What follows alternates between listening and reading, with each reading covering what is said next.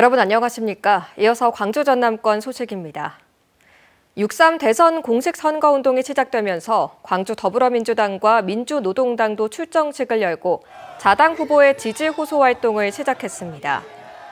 민주당 광주시당은 오늘 5.18 민주광장에서 광주 지역 투표율 90% 달성을 내걸고 이재명 후보의 압승과 호남 중심의 4기 민주정권 창출을 위한 결의를 다졌습니다.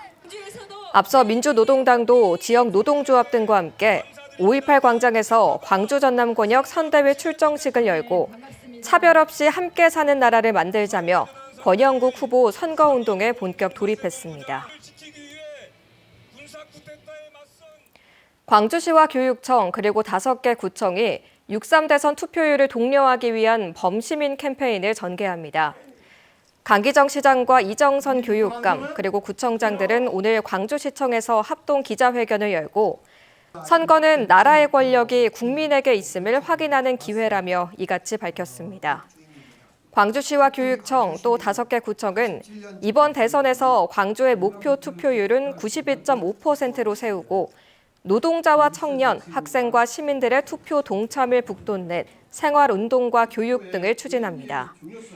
역대 대선에서 광주는 13대 당시 92.4%로 가장 높았고 17대 64.3%로 가장 낮게 기록됐습니다. 오는 17일부터 이틀간 광주 지역 시내버스와 지하철을 무료로 이용할 수 있습니다. 평소처럼 교통카드를 단말기에 대야 하지만 요금은 부과되지 않는 방식입니다. 광주시는 5.18 민주화운동 45주년을 기념해 역사적인 의미를 되새기고 시민의 이용 편의를 위해 이같이 결정했다고 밝혔습니다. 전남 5.18 민주항쟁 45주년 기념행사위원회가 오늘부터 일주일 동안을 5.18 정신 계승 주간으로 선포했습니다.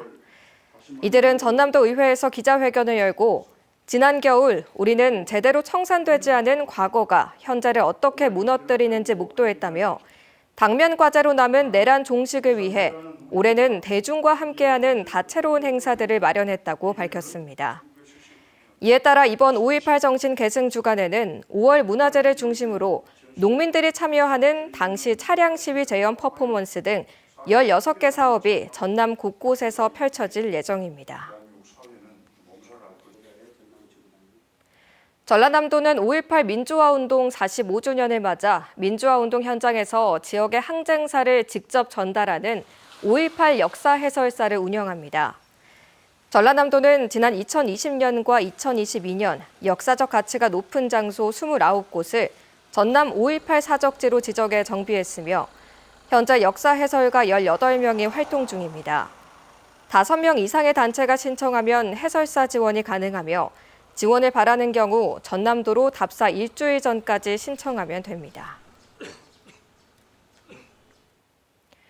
광주 지역 학생들이 5.18 민주화 운동을 전 세계에 알리기 위해 캐나다 현지에서 45주년 기념 행사를 진행합니다. 광주교육청은 국제교류 프로그램에 참여하고 있는 광주 지역 고등학생 20여 명이 오는 18일 캐나다 토론토에서 한인 학생회와 함께 5.18 기념 행사를 열 계획이라고 밝혔습니다. 또 학생들은 5.18을 알리는 사진전과 함께 5.18 플래시몹 공연도 진행할 예정입니다. 1980년 5월 당시 시민군으로 계엄군에 맞섰던 60대 김모 씨가 자택에서 숨진 채 발견됐습니다.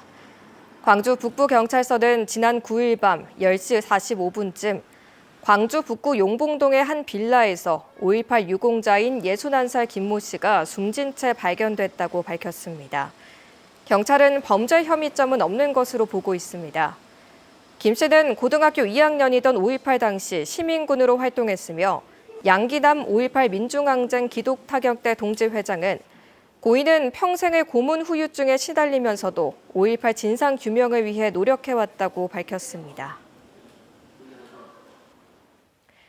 광주시가 학동 참사의 사고 수습 비용 일부를 사업자 HDC 현대산업개발로부터 기부금 형태로 받아 논란이 일고 있습니다.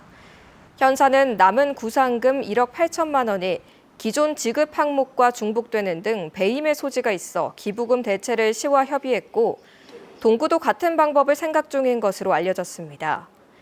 광주시는 법률을 검토하니 구상권 소속에 실행이 없다는 입장이지만 기부금 형태는 안 된다는 유가족의 비판과 도덕성 문제가 제기됩니다.